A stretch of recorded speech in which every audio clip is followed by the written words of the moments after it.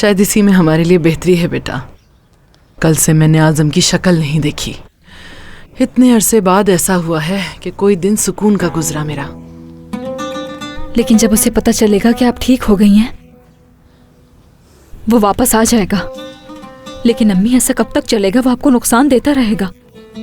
ये मेरा घर है बेटा, कितने सालों से रह रही हूं यहाँ। मोहल्ले वाले भी जानते हैं मुझे।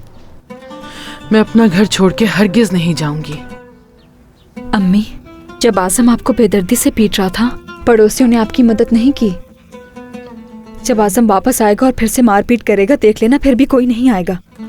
इसलिए उसके आने से पहले ये घर छोड़ दें।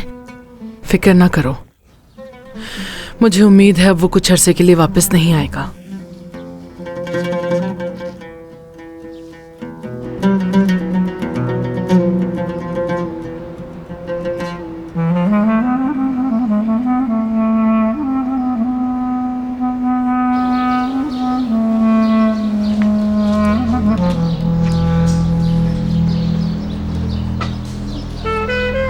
जिम,